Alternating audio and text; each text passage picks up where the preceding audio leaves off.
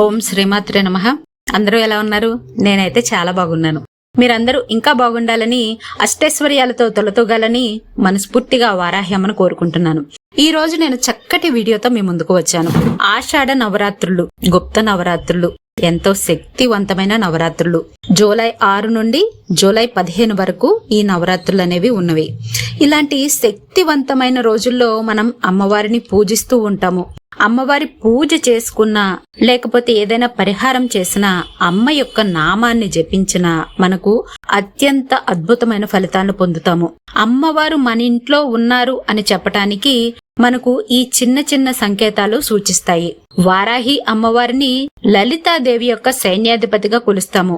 వారాహి అమ్మ ప్రస్తావన లలితా సహస్రనామంలో ఉంటుంది. లలితాదేవి తరపున పోరాడే సర్వ సైన్యాధ్యక్షురాలు, ఒక గొప్ప యోధురాలుగా నిలుస్తుంది. అమ్మని పూజిస్తే జీవితంలో ఎదురయ్యే అడ్డంకులన్నీ తొలగిపోతాయి, శత్రు భయాలు ఉండవు, అపార జ్ఞానం సిద్ధిస్తుంది. అటువంటి గుప్త నవరాత్రుల్లో ఏ ఒక్క రోజైనా మీరు అమ్మను పూజించవచ్చు. ఎటువంటి భయాలు లేకుండా అమ్మను మనస్ఫూర్తిగా పూజిస్తే చాలు. అమ్మ యొక్క తన దీవెనలు మన అందరి మీద ఉంటాయి. అమ్మ అనుగ్రహం ఉంటే మీకు బ్రహ్మ ముహూర్త సమయంలో తెల్లవారుజామున మనకు మెలకు వస్తుంది. ఎవరో వచ్చి మనల్ని తట్టి లేపినట్లు అనిపిస్తుంది. అలారం పెట్టుకోకపోయినా మనకు ఆటోమేటిక్ గా మెలకు వచ్చేస్తూ ఉంటుంది. ఇలాంటి సంకేతాలు మీకు కూడా కలిగినట్లయితే వారాహి అమ్మ అనుగ్రహం ఉన్నట్లే. మీరు ఆ టైంలో మీరు స్నానం చేసైనా లేకపోతే బ్రష్ చేసుకునైనా అమ్మ యొక్క నామాలను జపించవచ్చు. రెండవది, మన ఇంట్లో పాజిటివ్ వైబ్రేషన్ వస్తుంది.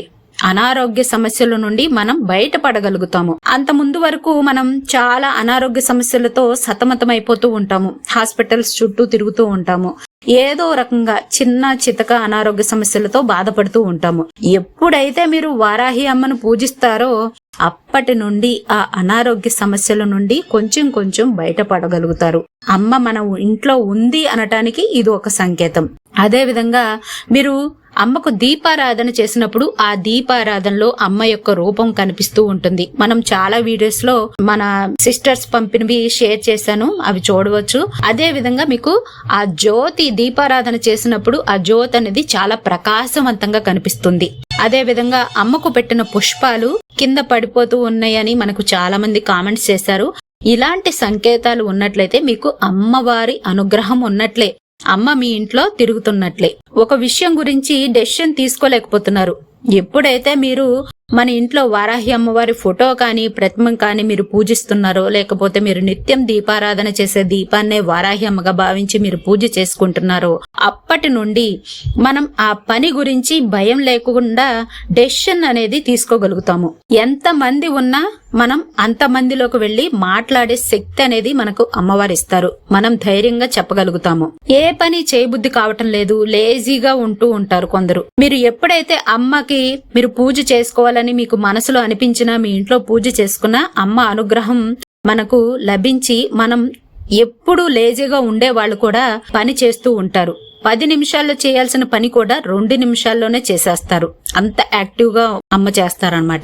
ఇది కూడా మీకు సంకేతాన్ని చూపిస్తుంది. అమ్మవారు మన ఇంట్లో ఉన్నట్లయితే సుగంధభరితమైన సువాసనలు వెదజల్లుతూ ఉంటాయి. ఎలా ఉంటాయంటే, ఏదైనా ధూప్ స్టిక్ వెలిగించినప్పుడు కానీ, ధూపం వేసినప్పుడు కానీ ఎలాంటి సువాసనలు వస్తాయో అలాంటి సువాసనలు వెదజల్లుతూ ఉంటాయి. అలా అనిపిస్తూ ఉంటే మీ ఇంట్లో అమ్మ అనుగ్రహం ఉన్నట్లే. వారాహి అమ్మ అనుగ్రహం ఉంది అంటే ముఖ్యంగా శత్రు భయం అనేది ఉండదు. వారాహి అమ్మను పూజిస్తే మనకు శత్రువులు అనేవాళ్ళు ఉండరు. శత్రువులు కూడా మిత్రులు అవుతారు. మీరు మీ ఇంట్లో తరచుగా గొడవలు కొట్లాట్లు జరుగుతుంటే అమ్మను పూజించటం మొదలుపెట్టిన తర్వాత ఇంట్లో మానసిక ప్రశాంతత ఏర్పడుతుంది. గొడవలు అనేవి రావు. భార్యాభర్తల మధ్య గొడవలు అనేవి ఉండవు. ప్రేమానురాగాలతో ఉంటారు.